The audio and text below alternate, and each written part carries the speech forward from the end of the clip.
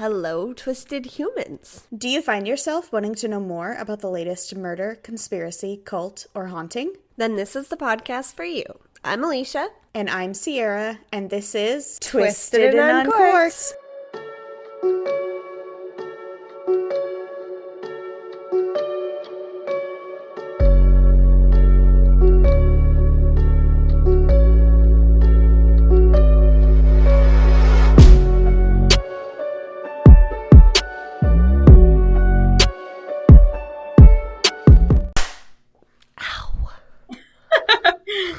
I feel like the more alcohol I drink, the more it hurts for me to clap my hands together. Oh my gosh. Is that a fair assessment? Maybe.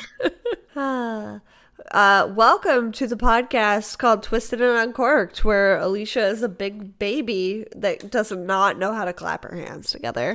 And Sierra talks about bugs. I'm so sorry. Somebody recently pointed out I have the same laugh as my cousin, and my cousin kind of has like a mini cackle that I appreciate, but now that it's been pointed out to me that it's the same, I apologize to all of our listeners. I have a little mini cackle. But, I mean, like the witches that we are, question mark? Yeah, right?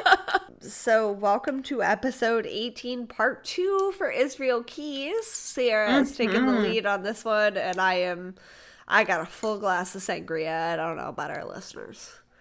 Yes, first, for sure. Do you have a fun fact for me? I do, and like I said, it's about bugs. Is it fucking about bugs? Always about bugs. This one comes from TikTok. I saw this on a TikTok thingamajigger, and I was like, wow, that's crazy. So what it says is, did you know that you're probably picking up snails wrong? What? You should not lift them straight up, as this could cause mantle collapse, which can cause the snail a very painful death. You should gently slide them until they detach from the surface, or poke them until they contract into the shell and then lift them up. And it really resonated with me because Are you somebody that saves snails off the sidewalk? Not specifically. When I was little, my grandparents lived in this really nice, in my opinion, house that had this big, like, rock wall around the property, and it was super cool. And me and my family, my sister, my cousins, everybody used to go out and hunt for snails all the time. There was tons of snails all over this rock wall, and we would collect them because we were children. But we did just straight pull them off the wall, and now I feel like an awful human being. I know! You've ruined my life. I have thought I have saved so many snails from being stepped on, and now I think I've caused some painful deaths. Yeah. PSA, don't do that. I'm so upset right now. I'm sorry, but now you know. How do I slide them? Do I just like because they're like stuck? I mean, just like poke at them until they go up in their shell and then move them. You know? Oh, no. I'm sorry. I didn't mean to ruin your day. But if I pick them up and then they retract into those shells, how do I know if I've caused this painful death for them? Just don't pick them up until they retract. That's all I can say. For the future. For the future. You know, you can't help it. You don't understand how many snails I've picked up. You can't change the past. You can only do better in the future. That is true, but I feel horrible. I agree. Same. But I was a child and I knew no better. I knew no better. Now all of the listeners know. I feel so bad. I'm sorry. I literally just teared up a little bit. Oh. I'm so weird. I love snails. I don't know why. I just love snails. Just be gentle. Oh my god. My brain is just forever ruined. I'm so sorry. Fix this with a fun fact from yourself. Oh, my fun fact wasn't all that fun. Now I need something wholesome. Oh. Hold on. My fun fact for you is that random fact, I would really like to go to the Island of Dolls. That is on my list of places to go. Yes. It's irrelevant. There was an ad for it that popped up on this link that I was about to tell you. So chainsaws were originally invented for helping with childbirth, I not for know cutting this. wood. I know this. Oh, I hate it so much. You had to know it was coming when you insinuated or when you Oh. instilled our fun facts. Hmm. Yeah, so they were originally planned for medical procedures. So you are probably clenching everything like Sierra is reading this. But yes, chainsaws were originally invented to assist in childbirth. Tell me how. I don't know. Before the common cesarean section, or C-section as it's better known, all babies had to be passed through the birth canal, so a natural birth, which certainly makes sense. But as we all know, sometimes babies become obstructed or they're breech or they're too large, like something happens and that's not how they're going to come out. So when babies couldn't fit through, or when they got stuck in the pelvis or parts of the God. bone or cartilage, yeah, Sierra's like, oh, I can't deal with this, were removed to create more space for the baby. This is called a symphomastomy, a procedure originally performed by using a small hand knife to remove that bone in particular between the pelvis and yeah, just not good. Just don't do that. The procedure was originally performed by hand using a small knife to saw through that bone, but it was done without anesthesia. And a woman giving birth, typically in the middle of giving birth, it took a long time, was messy, and was obviously very painful if that was the way that they had to go. Because as we know in modern medicine, if a baby is not able to be delivered naturally, they give that mom kind of options mid-birth, and they're like, hey, we got to do a C-section for you. But obviously we have implementations now that make that more comfortable and less of a life risk. But previously, we used a small knife. So now if you're already squirming, let's get into the chainsaw part. In the 13th century, we know very little about this common saw. Two doctors invented the chainsaw in 1780 to make it to be removable for the pelvic bone, easier, save less time during childbirth. So it was meant to be a time-saving thing, not anything better for the mom who was already going through hell. Yeah, she was gonna die. Yeah, basically. So we're sure you're visiting during this, but thankfully the one that was originally invented was a little bit less scary and more like a medical tool. So more like that little knife I was describing earlier. And I'll put a picture of it on the drive. Sierra, I'm sure, has seen it. Still, it is absolutely terrifying. The first surgical chainsaw was used for that same symphophysiotomy that I'm butchering, I'm sure, where they cut that bone in between the pelvis and the cervix to create more room for the baby to pass through. So the chainsaw was soon used for other bone cutting operations and amputations in the surgical room once they learned how effective it was, and it evolved into the woodworking tool where people notice how quickly and easily it is able to cut through, well, anything. So it has become larger, more powerful, more noisy, and more of the monstrosity that we know today. Symphophysiotomies are no longer performed, but are sometimes still required in third world countries. But they are no longer performed in the United States, at least. So that is where the chainsaw was originally meant to be. So thanks. I hate it. Thanks. Yeah, definitely hate it all around. I have never given birth, but it sounds like a nightmare to me. But thank you to modern medicine for teaching us that C-sections are more hospitable and a better situation for mamas and babies, and for phasing out this way of delivering children. And thank you to my sangria, which allowed me to keep my vomit down. It's a true crime podcast, so it's bound to come up. The sangria this week consists of the Band of Roses Rosé from Washington State, as well as one shot of vodka, some strawberries, and some kiwis. And it's pretty delicious.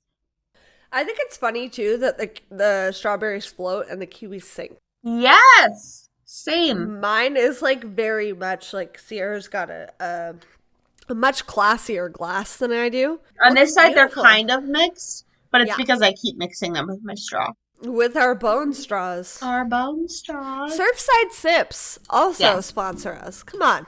Okay, so we are back today to talking about the creepy and nightmarish Israel Keys. If you haven't listened to part one, go back and listen to that episode. We talked about Israel's life growing up and until he moved to Alaska. That's where we're picking up. Yes, and definitely make sure that you have a full glass of wine for that Yes, episode. because also, I mean, in that episode, every time we say the word Washington, we drink. And now that we have a sangria with a rosé made from Washington, we're going to continue. Okay?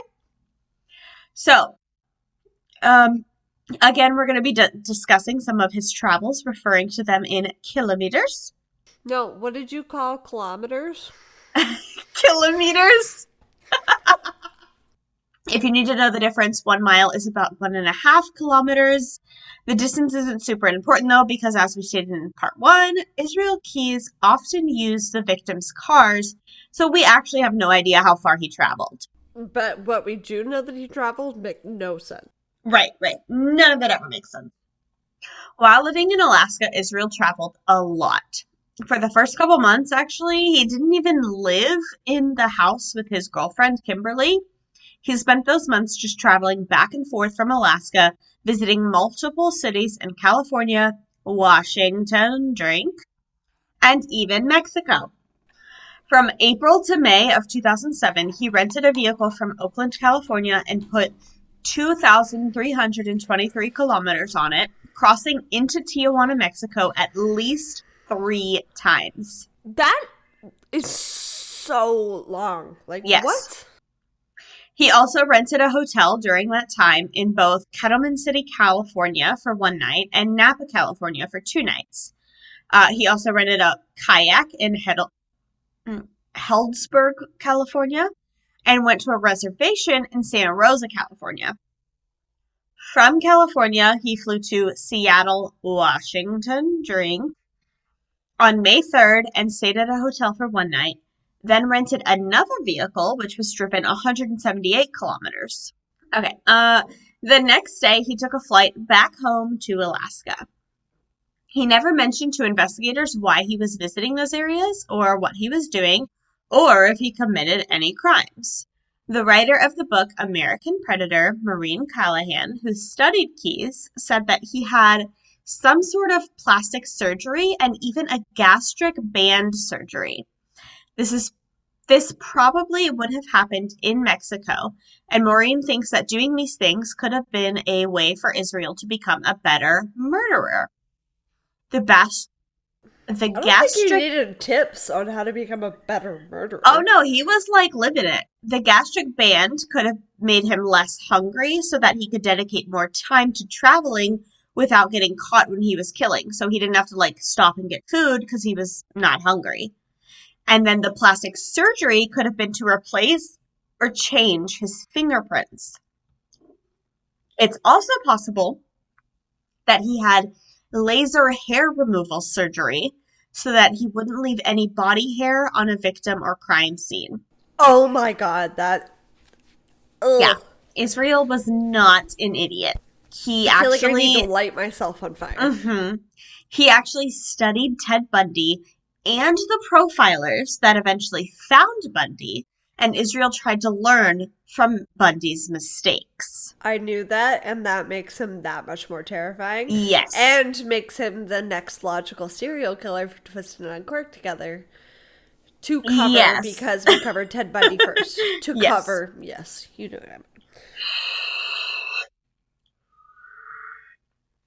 So at the end of August 2007, Israel took Surreal. Israel took another trip to Seattle, Washington, by plane. While there, he spent multiple days in different hotels. One night in Sequim, Washington, then a night in Linwood, Washington, then back to Sequim, Washington. Drink, drink, drink, drink, drink. Then he took another flight from Seattle to Salt Lake City, Utah, where he spent 4 days before heading back to Seattle and then back to Alaska. Let me catch up. Sorry. Please leave that. I loved it. At the end of October, Israel took a flight from Alaska to Los Angeles, California, where he rented a vehicle and put 152 kilometers on it, spent 4 days, and then returned by flight to Alaska. So I just have to point out what is crazy to me is he would take cars and go thousands of miles. And in this 4 days, he only put 152 kilometers on it. So, like, he, in my opinion, most likely took a fucking a victim's vehicle. If he only put 152 kilometers on it, he took someone else's vehicle to put the other kilometers on it. You know what I mean? Like, this is sketchy. So we only know what was actually tracked. We don't know how far he actually drove. Right. If you haven't already noticed, some of his travel is spotty.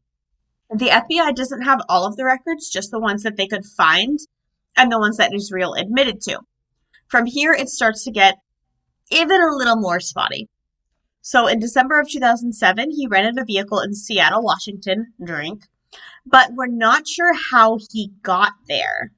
There weren't any flight records, but there was some sort of transaction made at the Seattle-Tacoma airport around that time. He also rented a vehicle out of Fort Wayne, Indiana that month. But again, we have no idea how he got to Indiana. He put 867 kilometers on that vehicle in Indiana. A week after returning the vehicle rented from Indiana, he rented another vehicle in Seattle, Washington, and then got a hotel in Sequim, Washington, So many drinks. In January of 2008, he took a flight from Alaska to Mobile, Alabama, where he rented a vehicle and drove 1,112 kilometers. By February, he was in Slidell, Louisiana, where he made a transaction at a gas station. But 4 days later, he was back for his return flight from Mobile, Alabama to Dallas, Texas, and then from there to Seattle, Washington. In Seattle, he rented a car that he used for 9 days and drove 1,853 kilometers. Then he flew from there back to Alaska. In July of 2008, Israel flew to Salt Lake City, Utah again and rented a vehicle there before flying back to Alaska 4 days later. In September of 2008, he flew to Los Angeles, rented a car for 3 days, put 1,594 kilometers on it, and then returned to Alaska. In October of 2008, he flew to Seattle, Washington, There's a lot that he's doing in Alaska, though, also. Well, he's technically, quote-unquote, living in Alaska. So when he flies back, quote-unquote, to Alaska, it's him going home, quote-unquote, to Kimberly. Doing God knows what. Right. So in October 2008, he flew to Seattle, Washington. We already drank for that. Then the next day to Minneapolis, Minnesota. And the same day to Grand Forks, North Dakota. 5 days later, he flew to from Phoenix, Arizona, don't know how he got there, to San Francisco. And then the next day, from there to Seattle, Washington, where he rented a car and put 1,007 kilometers on it.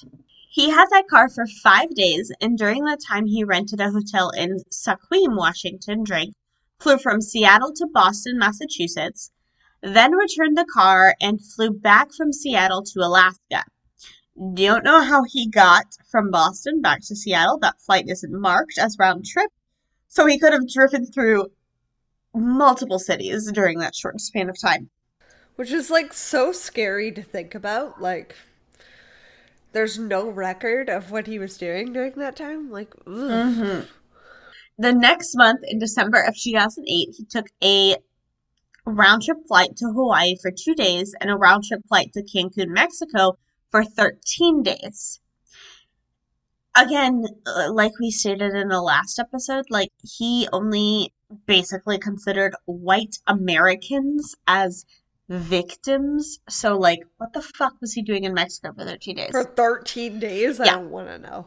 Anyway, in Mexico, he stayed at the same hotel twice, once for just one night, and then again for 9 nights later. Wait, then again 9 nights later for 4 nights. So he was there for 14 nights, but he was only at a hotel for one night and then for 4 nights. I don't So like that. what was he doing when he wasn't staying at a hotel? I don't fucking know. Don't. I want to know, but I don't want to know. During 7 of those 9 days without a hotel stay, he had rented a vehicle and gone who knows where. And then in February of 2009, he took a round trip flight from from Alaska to Burbank, California for 4 days. The next crime Israel admitted to committing was around April of 2009. So let's talk about those travels. On April 1st, he took a round trip flight from Seattle, Washington, for 13 days. During his time in Seattle, he rented a vehicle and put 1,025 kilometers on it. He also went camping for one day in Nia Bay, where his daughter and his ex, Tammy, lived. And then he spent one night in a hotel in Sequim, Washington. Drink. Cheers! From April 7th till 14th, he had a round trip flight from Seattle to Manchester, New Hampshire, where he rented a vehicle and put 1,684 kilometers on it. Police believe that this trip is the one in which he killed. Israel said that he abducted a female from the East Coast in April of 2009 and took her body across state lines, quote unquote, before burying her in New York. Police also suspect that a bank robbery in New York on the 10th of April was committed by Israel. When trying to gain more information about this murder, investigators showed Israel a picture of Deborah Feldman, a woman who disappeared from her home in New Jersey on April 8th, 2009. Israel replied by saying that he wasn't ready to talk about that one. From this statement, police believe that Deborah is the April victim that Israel admitted to, but there is no proof, and Deborah has never been found. Ugh.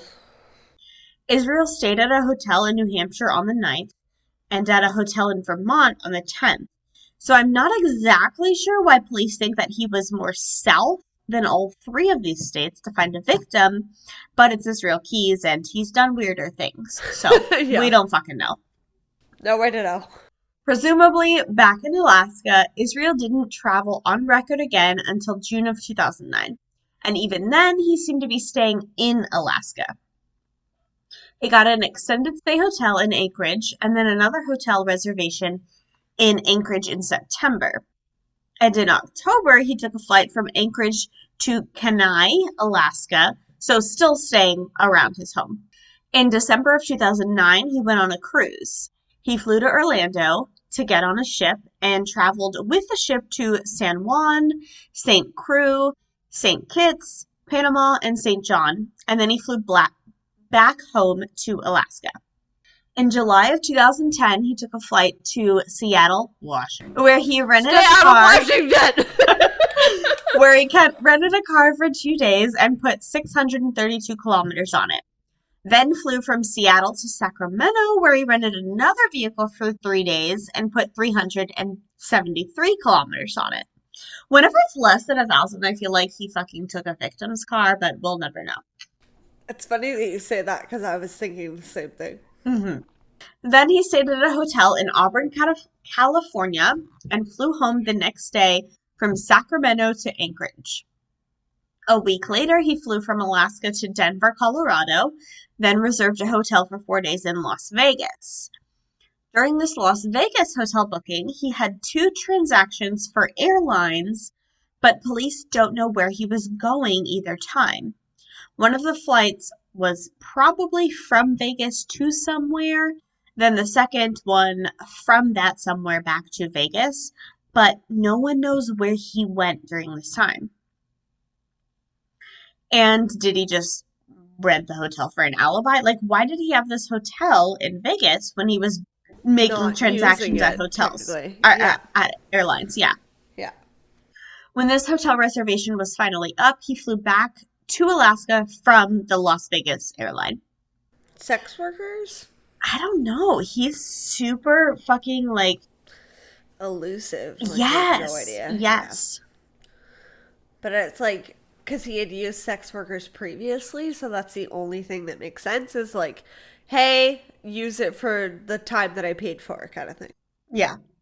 In October of 2010, Israel flew from Alaska to Chicago and then the same day to Boston, Massachusetts. He is thought to be around there for about 10 days, but at least one of those days he is believed to be in Maine. So he could have been traveling the whole time, but we don't know. After the 10 days, he flew back from Boston to Chicago and then to Anchorage. Israel is Israel owned his own carpentry business at this time, though it isn't stated when the business actually started, maybe when he first moved to Alaska, but whatever. He was making money and he had no one to report to. Also, he traveled around Alaska a lot for work and possibly even to other states as well, specifically for work. In April 2011, he took a round trip flight to Juneau, Alaska, and rented a vehicle to get around while there. He also stayed at a hotel for one night during his 3-day trip. In 2011, Israel said that he killed another couple, and this one he remembered the names of. It was Bill and Lorraine Courier. For this trip, Israel said that he was headed to Maine to see his brothers. He took a plane from Alaska to Chicago on June 2nd, 2011, and rented a car in Des Plaines, Illinois, which he had from the 2nd until the 15th. He drove through Indiana, where he went through multiple toll roads on record. He stopped for a couple days in Indiana and then went to his property in New York, where he stayed, and then stayed a few days in Burlington, Vermont. Israel stayed at a hotel in Vermont, and in the middle of the night on June 9th, he said he went out and uncovered one of his kill kits. He was dressed in all black with a headlamp on his head. He took the battery out of his cell phone, and he studied the houses that he walked past looking for an easy target. Since he was in construction, he could guess and estimate from the layout of the house what would be he could guess and estimate what the layout of the house would be by just looking at it from the outside. He also took notes of things like toys in the front yard and backyard so that he didn't go into a home that had children's or pets. So he was like looking for dog toys and kids' toys. Which, as Sierra pointed out in part one, was kind of his limit to what he was willing to do. Right. Which, when we quote unquote talk limit. about, yes, exactly.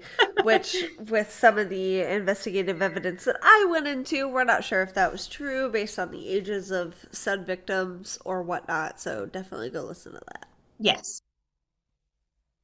When he found the courier's home, he cut the phone lines outside and broke in through the garage. Bill and Lorraine were sleeping in their beds and awoke to Israel with a gun in their room. He forced them onto their stomachs and zip-tied their hands. And then he began taking their belongings. He asked for money, ATM cards, PIN numbers, and jewelry, and then forced them into their own car.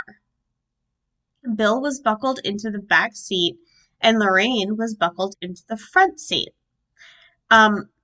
Safety first, right? Like, Always why on did this he show. buckle them? It's so crazy. But whatever, he fucking buckled them You up. do you, Buckle up. Israel Keys, I guess. As the two begged for their lives, Israel told them not to worry, that this was just a kidnapping for ransom, and he was going to drop them off at another house. He drove them to a rundown house that he had driven by earlier that day, that had a for sale sign in the yard. He put Bill in the basement first, leaving Lorraine in the car. And when he came back for Lorraine, she was attempting to run, but Israel tackled her to the ground and brought her into the home into an upstairs bedroom. He went back to the basement to Bill and was upset to find that Bill was also trying to escape. They were fighters, which is super sad. Honestly, with the cases that we read about, sometimes that is so much harder for us. Yeah, for sure. Israel felt like he wasn't in control of the situation and he needed to be in control. Which we know. Yes. In the interview with police, Israel said that he brought a water bottle with him to the basement. Police tried to get Israel to speak about exactly why he brought a water bottle and what he planned to do with the water bottle and in tying Bill up in general, but Israel wouldn't say. They assumed that Israel planned to rape both Bill and Lorraine. Bill was a fighter and he tried hard to escape. Israel hit Bill with a shovel twice and still Bill fought back.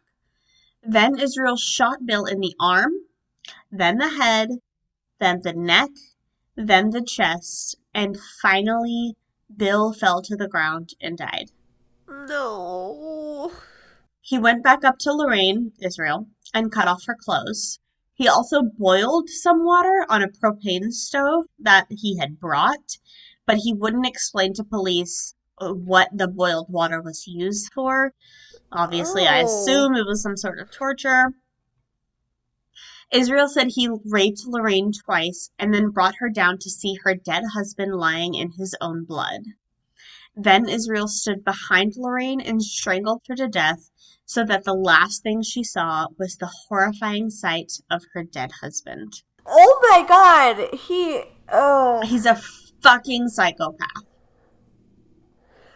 Like, just when you think about things as your life goes on, like what would be the worst way to die, that tops it for me. Yes, for sure. When Israel was finished with his two victims, he poured Drano on both of their bodies, put them in trash bags, and put them in a pile in the basement with other trash and wood from the property piled on top.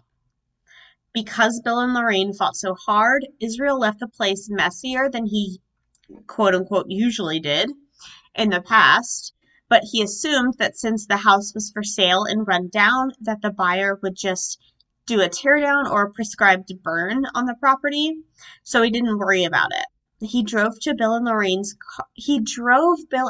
car to the drugstore parking lot where he had previously parked his rental car, and he switched back into that rental car. From there, he went on to Maine to visit his brothers. Would nobody catch on to that though? Like, Nobody did. the murder victims, like, what the fuck? Mm-hmm. Bill and Lorraine Courier had been reported missing. They had just disappeared in the middle of the night, and there were no leads as to where they could have gone. The house that was for sale, which they were in, was purchased and torn down. The buyer had the home demolished and excavated, so Bill and Lorraine's bodies were probably in a landfill somewhere, just like Israel had assumed would happen. This disappearance would have never been solved if Israel hadn't confessed to it. Oh my Yeah, so god. like basically everything he assumed would have happened based on his carpentry job happened. Like it was all a fucking mess. Ugh. These poor people. Bill and Lorraine, I'm so sorry. On June 15th, Israel turned the car back in and got on a flight in Chicago, headed back to the West Coast. He flew to San Francisco, stayed one night in a hotel there, and caught a flight to Alaska the next day. Israel says that this was the last time he killed before the kill that got him caught. This is also the last of the travel records that the FBI have for him until his last murder, the one that got him caught in 2012. There are two other possible identifiers of victims that he admitted during his interviews with investigators. He talked about one of his victims being a woman who had pale skin and a wealthy family or grandmother. And on a separate occasion, he told police that um, one of the victims he had killed, he had made to look like an accident, and the police actually believed it to be that way. No. So basically, it was a closed case, a quote unquote accidental death that he was actually responsible for. Why But does he suck so bad? yeah, I know. But none of this information would be known today if not for the death of Samantha Koenig. In 2012, Samantha was 18 years old and worked at a coffee stand in Anchorage, Alaska called Common Grounds. For those that don't know, a coffee stand is like a little standalone shack. Like a kiosk. Oh, right. It's not really a whole storefront. It's more like a small, like as small as a food truck, but it doesn't move. There's a bunch of coffee stands here in Tennessee, but I don't think I've ever seen one back in Ohio where I'm from, so I'm not sure that they're like everywhere. It's In literally every like state, a yeah. little shack. On February 1st, Samantha was closing. All day long, she had been texting with her boyfriend, fighting. The two were having issues in their relationship, and she eventually texted him saying that she was just going to stay at a friend's place that night. He had her vehicle at his own work that night, and he was supposed to pick her up. But now that she was staying with a friend, he wasn't quite sure of the plan. Was he supposed to pick her up and take her to the friend's house? Was she going to get a ride to the friend's house? He didn't know. A little after 7 p.m., a man arrived at the coffee stand and ordered a coffee. There's a whole YouTube video of the interaction with this man on YouTube, but I'm just gonna try to describe it to you instead of making you watch it. Yeah, Oh, because yeah, for sure. it's But hard to of watch. course, we'll post the video for the listeners if you want to watch it. Samantha Koenig is making her coffee for this customer who just came to the window. But when she hands this man the coffee, he pulls out a gun and tells her this is a robbery. She looks startled but completely compliant, and she starts turning off all the lights in the shack, presumably because he asked her to. Then she just stands there for a while, probably listening to his instructions. She took all of the money out of the cash register and then laid down on the ground. The man, who is obviously Israel, by the way, climbed into the shack through the window and tied her hands behind her back. Then it seems like Israel starts to lock up and shut down the coffee stand like Samantha usually would. Maybe he's asking her for instructions on what machines need to be turned off, where the keys are, things like that. It's like he doesn't want the coffee stand people to be, he doesn't want this to be looked at as a crime scene. He wants police, when they eventually find that Samantha is a missing person, to think that she went missing after she left work. And then the two leave out the back door and head down the street together. He said that he asked her to walk him to her car, which is his usual MO, but she didn't have it. Her boyfriend had the car. So he had to resort to using his own car. That probably messed up most of his plans for that night. He had already staked out the coffee stand. He liked the location and that it was open later than the others. He didn't plan on abducting Samantha specifically, just whoever happened to be working that night. And unfortunately for him, the person working that night didn't have their own car. So she and he walked together, him with one arm around her and a gun pointed at her side under his jacket. He tried to make it seem to any witnesses that maybe she was just drunk and she was a friend that he was helping to the car.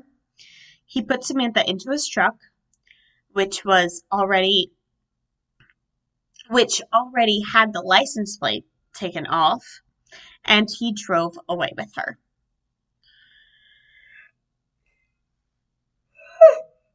Sorry, to breathe.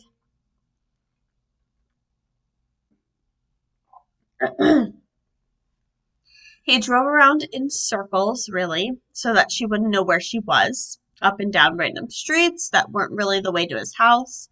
While he was driving, he told her that this was just a kidnapping for ransom, just like he did with the couriers. And he said if she cooperated, then she wouldn't be harmed. Samantha tried to talk to him calmly and nicely. Maybe she believed him, or maybe she was a very smart girl who knew that humanizing yourself gives you a better chance at survival. Samantha's cell phone was still at the coffee stand, and Israel didn't want people looking for her right away. So eventually he decided to go back and get it before taking her to his shed and tying her up there, sorry. Then he went to Samantha's house where her boyfriend's truck was parked and stole their shared debit card out of the truck. When he got back to the shed, Israel sexually assaulted Samantha and strangled her to death. And then he went about his life for a couple of weeks. On February 2nd, he took a flight to Houston, Texas, where he rented a car and drove it 4,581 kilometers to Louisiana, got a hotel for 3 days, and then from the 6th to the 11th, he took a Carnival cruise out of New Orleans. On his way back home, he went to Texas and apparently robbed a bank in Azle. And then he got on his flight back to Alaska.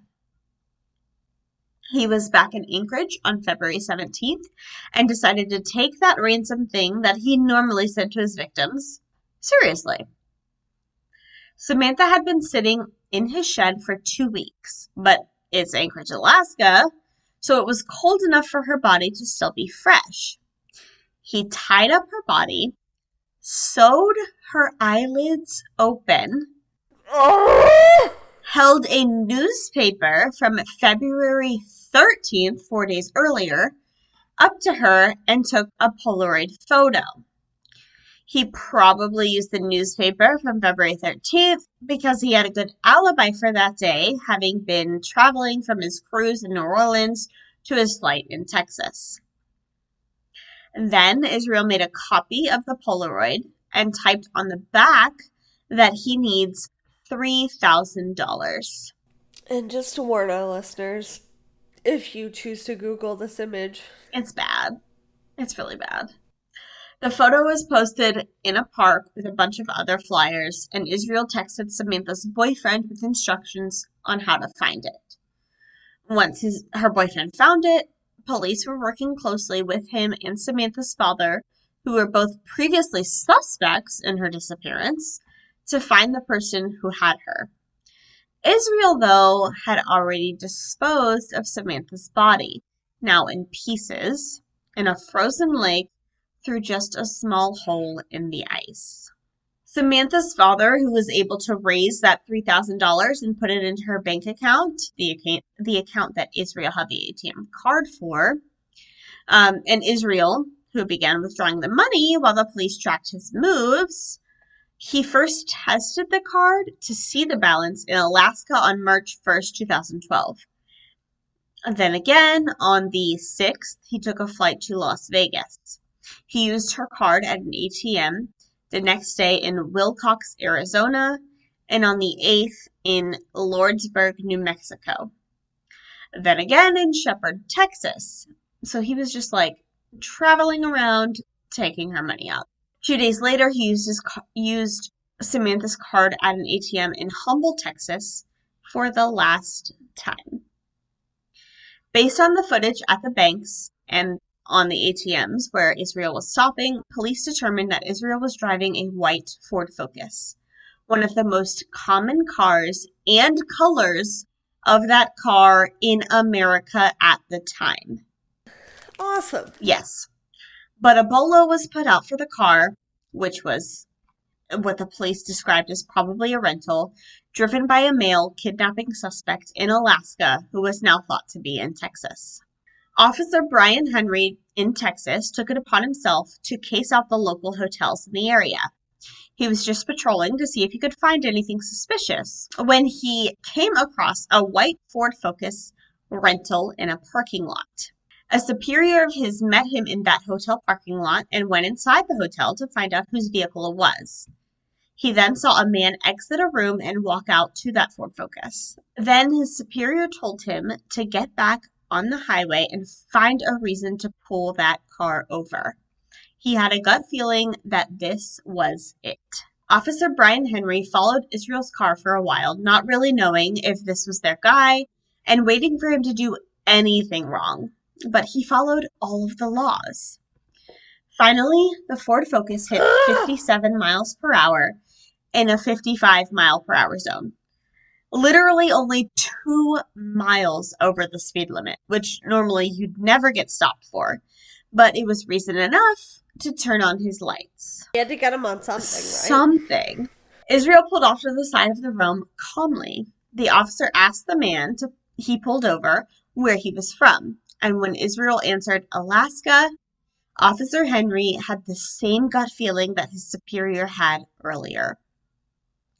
The stop went fine, no fighting or arguing, and actually Israel gave kind of way too much information and details. So much that the police knew he must be lying. Like, why are you telling us this much information? Are you trying to cover something up? Yeah. You give your license and registration. That's it. But Israel had no priors, no criminal history, not even a speeding ticket on his record. Eventually, Israel got agitated with all the different police showing up at the scene of his routine traffic stop, and he kept asking if he was under arrest. The FBI agent who was working on the case only wanted to find Samantha. That was his main goal. So when the officers called and asked if they should search the vehicle, the agent basically told them, well, this might mess up the whole case if you don't have probable cause, but at least we'd have that girl. The Texas officers assured him that they could figure it out since Texas has an exemption for probable cause. Basically, if there is a reason to believe that a vehicle was used in a crime, it could be searched by police, like without probable cause. Which goes back to what I said in the episode about Darlie Routier. Like, Texas is its own fucking beast. Like, they'll do what they fucking need to do. I was just about to take my headphones off and walk away dramatically because that's so mad I am. Yeah, that's Texas. In the door of the car, police could see a roll of cash that had red dye on it, like it was given to a bank robbery suspect. So they were able to search Israel's vehicle and found Samantha's debit card, and with that, he was arrested on March 13th, 2012, and extradited to Anchorage Correctional Complex in Alaska. Sadly, the FBI later learned the extent of the crimes that Israel had committed, and that Samantha had been dead since the night she was taken. They were devastated for the family, but were hoping to bring justice to many others. All the information that we've told you until now is what police learned from their time interviewing Israel Keyes. They assumed that he had 11 total victims. He always said it was less than 12 murders, quote-unquote murders. They also said that he was quick to correct anything that they said that was a mistake. So, like, they didn't want him to lie about him. They would say the wrong things on purpose so that they could hear him say out loud the truth to test that theory. But whenever they said the words 11 victims to him, he didn't correct them. That's where they got this idea from. Based on the information we've told you in the last episode and in this one, we do have 11 murder victims. His first murder, his first couple buried near a valley, what he said, counting as 2 victims, 2 others in Washington that were unrelated, the East Coast woman that is believed to be Deborah Feldman in 2009, the couple, Bill and Lorraine Courier, counting as 2 victims, the woman with the pale skin and a rich grandmother, the victim whose death he made look like an accident, and then Samantha Koenig. But we also know that Israel didn't count his couple killings as separate murders. To him, that was 1 murder. So that takes away at least 2 from the count because there were 2 sets of couples. Also, What's not to say that some of these descriptors describe the same person? Maybe the pale woman was also the accident woman or the first kill. No one really knows. And we'll never know because in December of 2012, a few months before he was supposed to go to trial, Israel Keyes committed suicide in his cell. Completed. He cut both of his wrists and then strangled himself with a bed sheet, which was tied around his neck on one end and tied around his foot on the other. He strangled himself with the force of his own foot.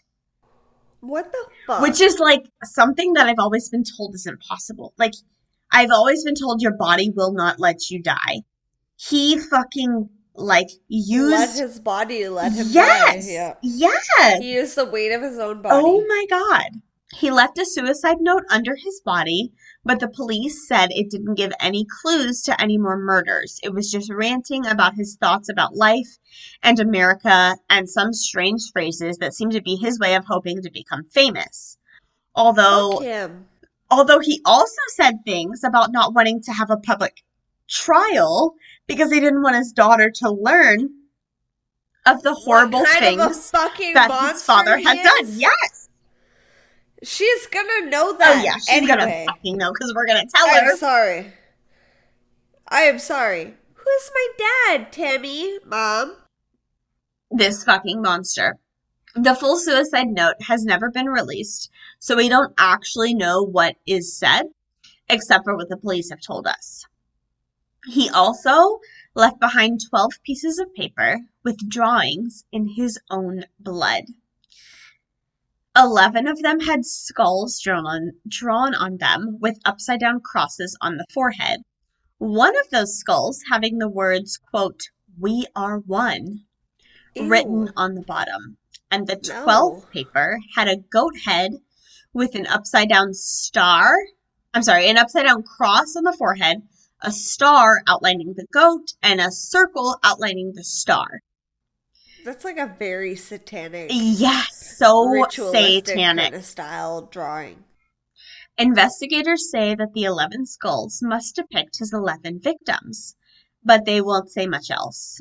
They're keeping a lot of information about Israel Keyes secret, with over 5,000 documents hidden, and they refuse to comment on the possibility of terrorism that Israel may have been involved with. 5,000? 5,000 pages of documents. With Israel dead and police not talking, a lot of theories come to mind about what this could actually mean. But I want to keep this episode factual. So if you want to hear about the other possible victims of Israel Keyes or other theories about what these 11 skulls could mean, you'll have to tune in to June's Patreon bonus episode at the $5 tier level to hear us speculate wildly. Fuck! I knew she was gonna do this to me! I'm sorry! As soon as I ended my episode, I was like, she's already planned this for June. No, it's great. The biggest thing that kills me is that he completed suicide. Like, there's that makes me so mad. That he took with him. Yes. And he took the coward's way out 100%. Yeah. I hate him for that. Yeah. I agree. I remember in 2012 when I heard that Israel Keyes completed suicide, and I was so mad. Yeah. Like, there are very few times in my life where I felt a visceral, like, anger reaction. That was one of which in my life that I felt actually angry. Like, how dare you? Just to, like, have this in an episode, there have been many episodes where we've talked about suicide, and I have always said committed suicide. And I know that the right way to say that is completed suicide, and I'm just not used to that yet, so please bear with me. Completed suicide is the correct way to say those things. Committed suicide is just a thing that is in my brain as a quote-unquote normal thing to say. I'm just not used to it. Please allow me to get used to that. Don't hate me for saying the wrong word. Yeah. That is insane. You did Israel such a Keys crazy is good awful. job. Samantha kills me. Yes, same. Samantha did everything right. Yes, she did. She even tried to like humanize herself with him. Like she tried so hard to live, and still Israel was a fucking ass. And then played her family for 2 weeks. That's the part that makes me the sickest. In the book, most of it was about the investigators who were in Alaska, and they really thought this whole time that she was still alive. Like, they really, really, really thought they were going to get her back, and they didn't, and it was just so depressing. Israel is the worst. And like I said, we are going to talk again more about him and his possible crimes, his possible motives, his theories about him. I have many theories about him. So we're going to get back into this. He's fucking awful. That's it. That's all we could provide for today, guys. That's Israel Like Keys. Sierra said, stay tuned. We have exciting more things coming your way. Take care of yourselves, guys. Stay the fuck away from Israel Keys. And in the meantime, keep it twisted. Remember those stories you were supposed to read in high school? Oh, Dickens. Poe. That's literally all the names I can think of. Did you read them? Obviously, I didn't. Let us read them for you. That sounds dangerous. What does? Reading? It might go badly. But that's half the fun. I'm Ken Sandberg. And I'm Heather Michelle Lawler. Check out Campfire Classics, where we try to read those books that look really good on your shelf. Campfire Classics is available wherever you listen to podcasts. Listen, like, follow.